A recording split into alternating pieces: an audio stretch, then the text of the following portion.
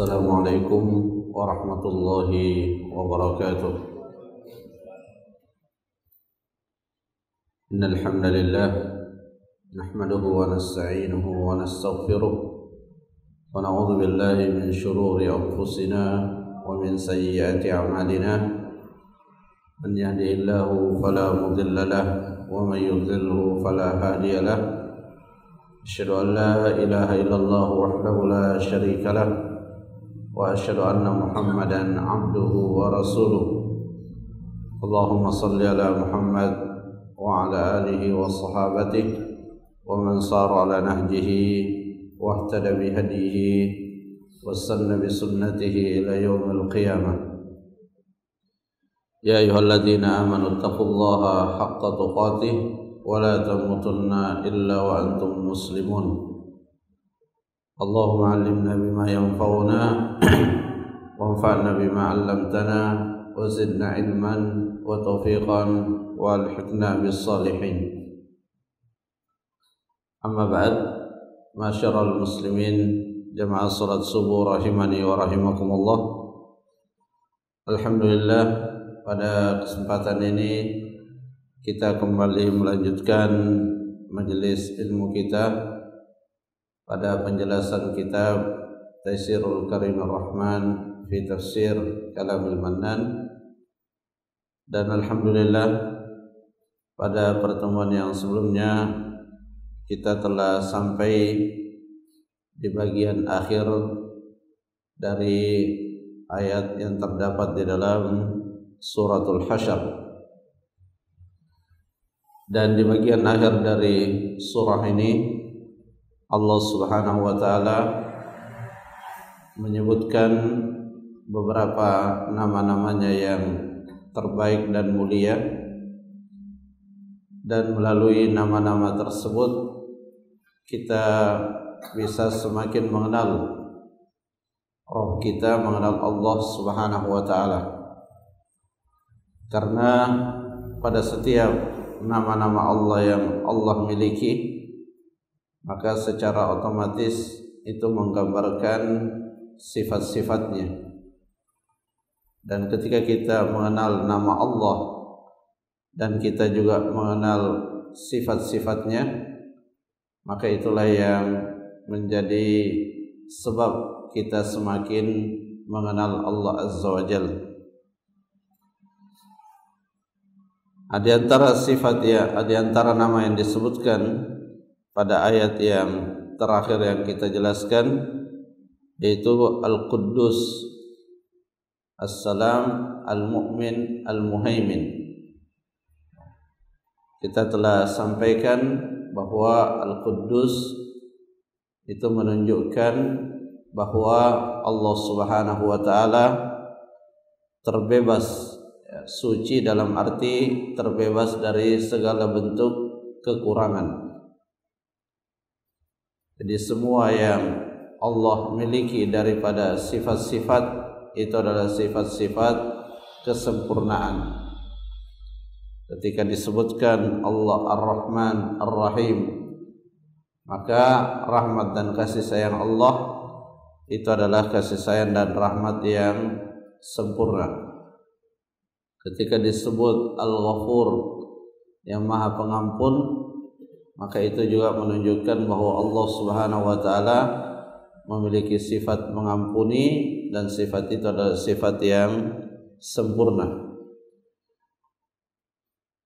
Sehingga ketika kita telah mengerti dan memahami sifat-sifat Allah Subhanahu wa taala, maka kita diperintahkan selain berdoa dengan nama-nama tersebut, dalam arti kita menyebutkannya di dalam doa-doa kita. Misalnya kita meminta kasih sayang dari Allah, maka kita katakan Ya Rahman irhamni, atau kita katakan irhamni ya Rahman. Itu adalah salah satu bentuk tawassul, salah satu bentuk menjadikan sesuatu sebagai perantara yang disyariatkan, yaitu kita meminta kepada Allah, berdoa kepada Allah melalui penyebutan nama-namanya, dan itu adalah salah satu sebab dikabulkannya doa kita. Kemudian di antara nama juga yang disebutkan selain daripada Al-Quddus, As-Salam, Al-Mu'min. Ya, Al-Mu'min ini memiliki dua makna. Yang pertama, Allah Subhanahu wa taala memberikan rasa aman kepada hamba-hambanya yang memang memenuhi syarat untuk mendapatkan rasa aman. Dan rasa aman itu tentunya berkaitan dengan hati setiap manusia. Ya, bukan berkaitan dengan hal-hal yang melekat pada dirinya atau hal-hal yang bersifat lahiriah. Dan rasa aman yang sangat kita butuhkan selain di dunia itu adalah rasa aman di akhirat. Dan rasa aman di akhirat itu tidak ada yang bisa memberikannya kecuali dari Allah Subhanahu wa taala. Dan Allah telah menetapkan bahwa setiap mukmin yang mampu menjaga keimanannya dari segala bentuk kesyirikan, maka mereka akan mendapatkan rasa aman. Allah akan memberikan kepada mereka al-amnu, ya, rasa aman. Kemudian di antara makna al-mu'min juga adalah yang membenarkan, yaitu yang membenarkan apa yang disampaikan oleh utusan-utusannya. Sehingga segala sesuatu yang datang dari Nabi kita Nabiullah Muhammad sallallahu alaihi wasallam, maka kita wajib meyakininya sebagai kebenaran yang bersifat mutlak dan absolut. Jadi tidak ada di dalamnya sedikit pun hal-hal yang salah. Kita menerimanya dengan sepenuh hati karena kita meyakini itu adalah kebenaran.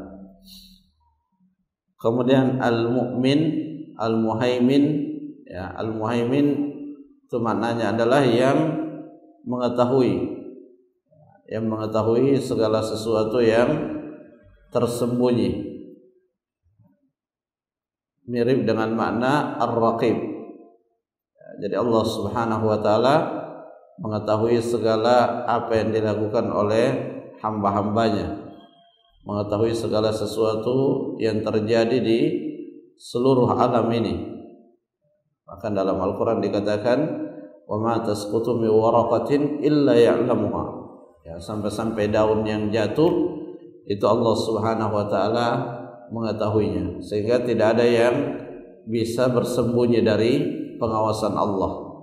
Dan inilah yang menjadi salah satu faktor seseorang akan lebih berhati-hati di dalam melakukan suatu tindakan atau di dalam mengucapkan suatu ucapan, karena selalu merasa dan meyakini bahwa ia diawasi oleh Allah Subhanahu wa taala. Kemudian kita lanjutkan pada ayat yang berikutnya, ayat yang terakhir, yaitu huwallahul khaliqul bari'ul musawwir lahul asma'ul husna yusabbihu lahu ma fis samawati wal ard wa huwal azizul hakim. Pada ayat ini Allah Subhanahu wa taala kembali mengulang sifat keilahiannya, yaitu Allah.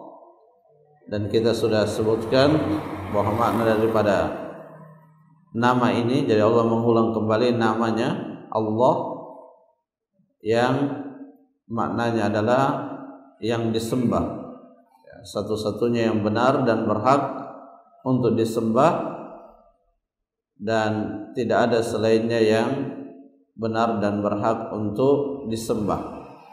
Ya, maka di dalam kalimat tauhid yang kita ucapkan la ilaha illallah, itu kita menafikan semua sesembahan yang disembah oleh manusia, apapun bentuknya, apapun namanya.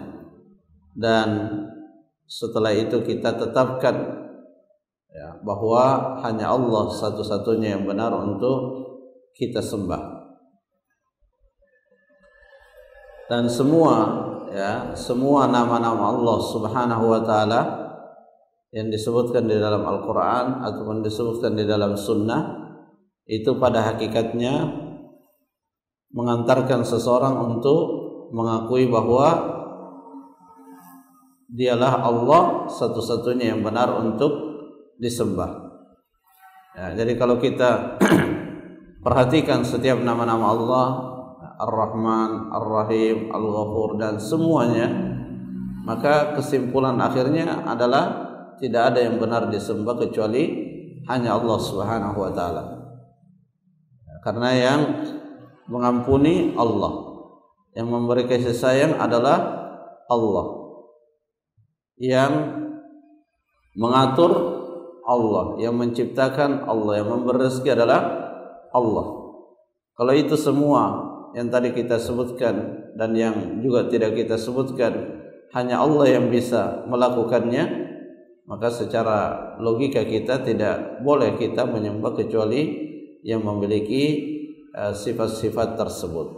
Ya, makanya kenapa kemudian dikatakan bahwa kesyirikan itu adalah zulmun azim. Dia adalah kezaliman yang terbesar. Karena ketika seorang melakukan kesyirikan, maka dia telah keliru dalam menempatkan sesuatu dengan kekeliruan yang sangat besar. Yang mestinya penyembahan itu hanya kepada Allah, justru dia alihkan kepada selain Allah, dan ini adalah bentuk penempatan sesuatu tidak pada tempatnya yang kekeliruannya paling terbesar. Makanya Allah mengatakan dalam Al-Quran, innasyirka la dzulmun azim, sesungguhnya kesyirikan itu adalah kezaliman yang sangat besar. Wallahu al-Khaliq, dialah Allah Subhanahu wa taala al-Khaliq. Ya, al-Khaliq sering diterjemahkan dengan yang menciptakan. Dan sesungguhnya kalau kita perhatikan dan kita cermati penjelasan para ulama, di sana tidak hanya sebatas menciptakan, tetapi ada yang mendahulinya, yaitu yang mentakdirkan. Nah, jadi Allah Subhanahu wa taala sebelum menciptakan sesuatu, Allah Subhanahu wa taala menetapkannya. Jadi Allah menetapkannya.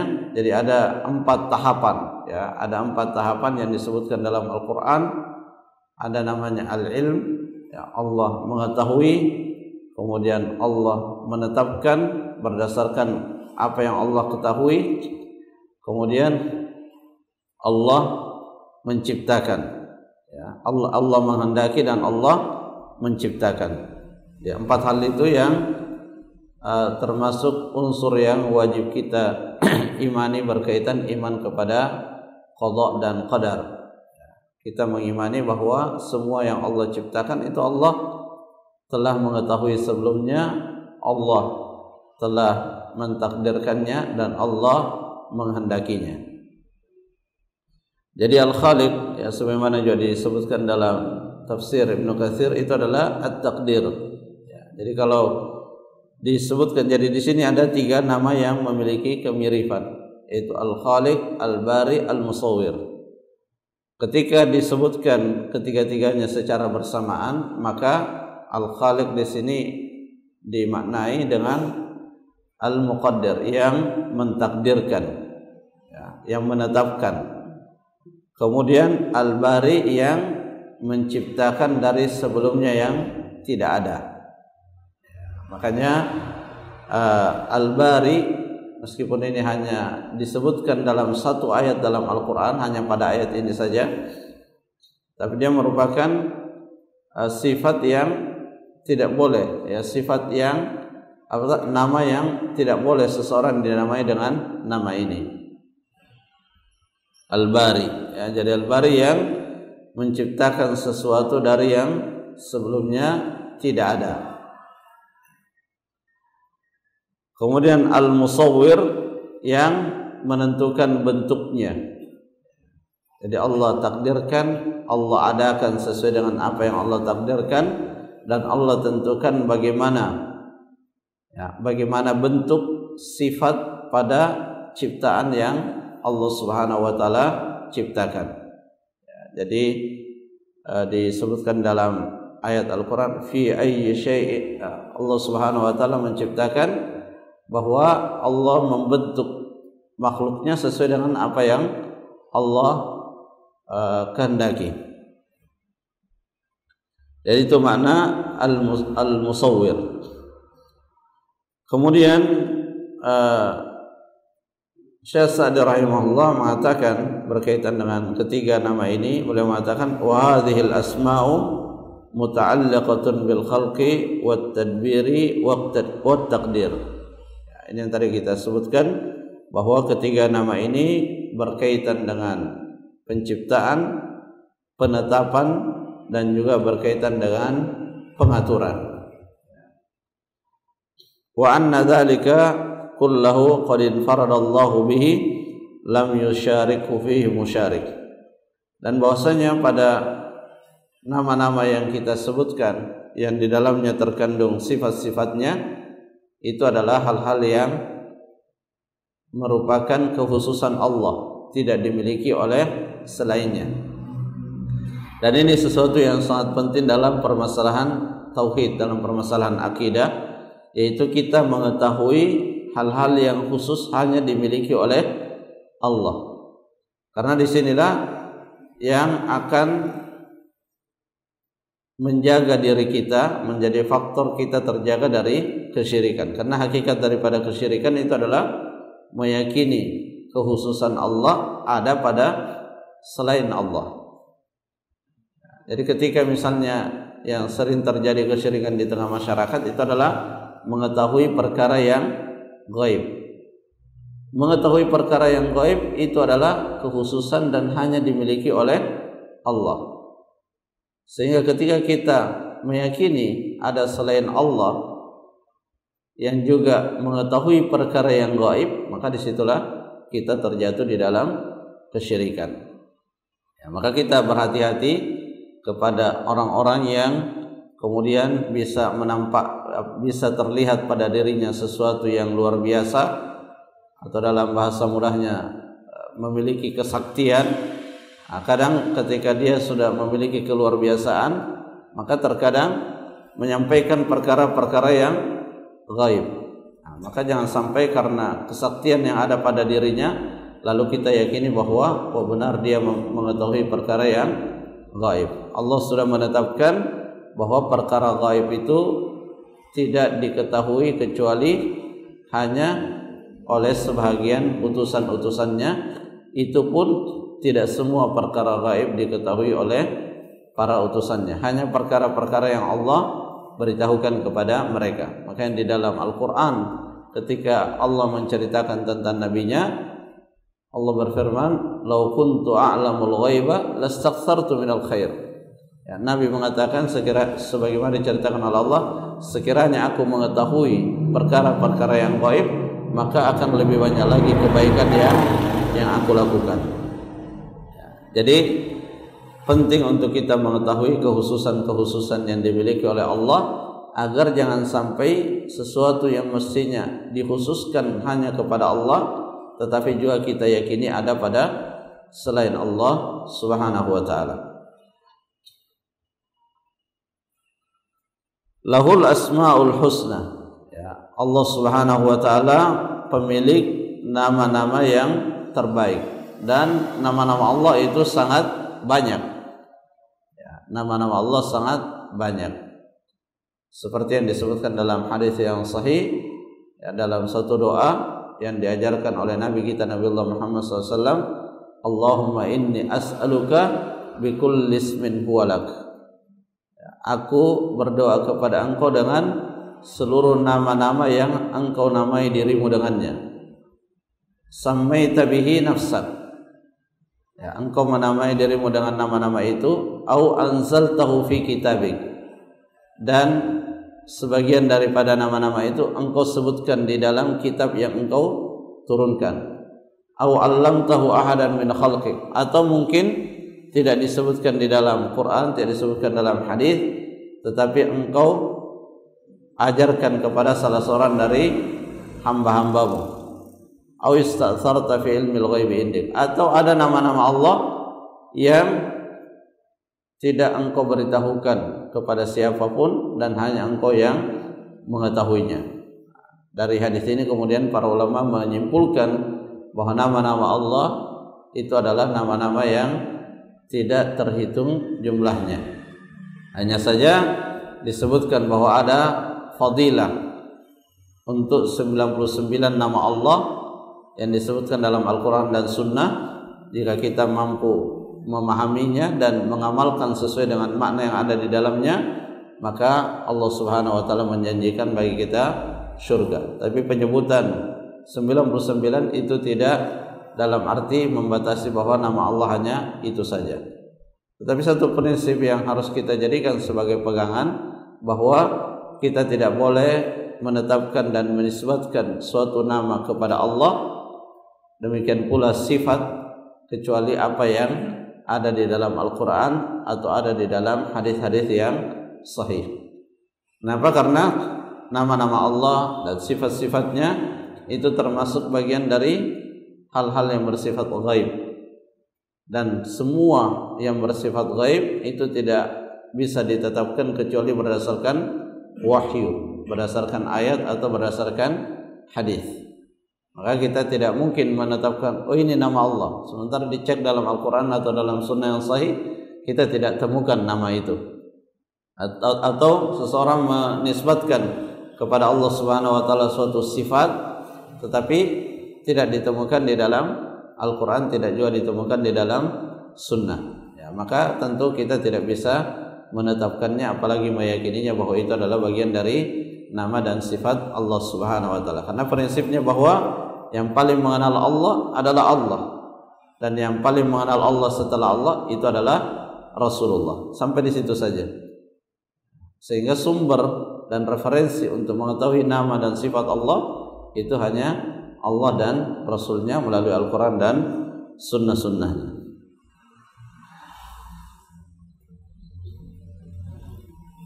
Kemudian di bagian akhir daripada penjelasan ini, ya, Syekh Sa'di mengatakan bahwa fakulluha husna. Jadi semua nama-nama Allah itu adalah nama-nama yang terbaik, sempurna. Bal tadullu ala akmalis sifat wa a'zamiha, la naqsa fi syai'in minha biwajhi minal wujuh. Sempurna, tidak ada sedikit kekurangan di dalamnya. Wa min husniha annallaha yuhibbuha wa yuhibbu man yuhibbuha wa yuhibbu min ibadihi an yad'uhu wa yas'aluhu biha. Di antara kesempurnaan daripada nama-nama Allah dan sifat-sifatnya, annallaha yuhibbuha, Allah mencintainya. Ya, tidak mungkin Allah mencintai sesuatu yang di situ ada kekurangan. Wa yuhibbu man yuhibbuha, dan kita mencintai dan Allah mencintai siapa saja dari hamba-hambanya yang mencintai nama-nama dan sifat-sifat tersebut. Ya, jadi salah satu yang dituntut dari kita sebagai hamba Allah adalah kita mencintai nama-nama dan sifat-sifat Allah Subhanahu wa taala. Ya. Dan salah satu wujud daripada cinta kita kepada nama-nama Allah selain kita berusaha untuk mempelajarinya, memahaminya, ya, makanya ada beberapa buku yang Fiqhul Asmaul Husna, ya, fikih tentang nama-nama Allah Subhanahu wa taala yang terbaik. Ketika kita telah memahaminya, maka kita sebutkan di dalam doa-doa kita. Ya, kita sebutkan dalam permintaan-permintaan yang kita ajukan kepada Allah Subhanahu wa taala. Seperti yang tadi kita contohkan, minta ampunan kita sebutkan nama Allah Al-Ghaffar. Allahumma ghfirli ya Ghaffar. Ya. Atau ya Ghaffar ighfirli. Jadi kita sebutkan nama-nama Allah Subhanahu wa taala di dalam doa-doa kita. Dan terkadang juga, ya, kita sebelum memulai suatu doa kita memuji Allah Subhanahu wa taala dengan menyebutkan nama-nama Allah yang terbaik. Kemudian di bagian akhir Allah kembali menyebutkan, ya, namanya yang lain yaitu Al-Aziz. Ya, sudah kita sebutkan di pertemuan yang sebelumnya. yang tidak terkalahkan, ya, yang terjadi segala sesuatu ya apa yang Allah kehendaki, itu diantara unsur-unsur yang terkandung di dalam makna Al-Aziz, ya, yang mulia, karena apa yang Allah inginkan itu pasti terjadi. Al-Hakim, ya, yang maha bijaksana, di mana semua yang Allah tetapkan itu di dalamnya pasti terkandung hikmah, baik ketetapan yang berkaitan dengan sunnatullah al-kauniyah, ya, peristiwa-peristiwa yang terjadi, ada yang menyenangkan bagi kita, ada yang tidak menyenangkan bagi kita, ada yang itu adalah kenikmatan, ada juga yang berupa musibah. Maka itu semua adalah ketetapan Allah Subhanahu wa taala yang berdasarkan hikmahnya. Ada hikmah, ada kebaikan yang menyertai daripada setiap yang Allah takdirkan.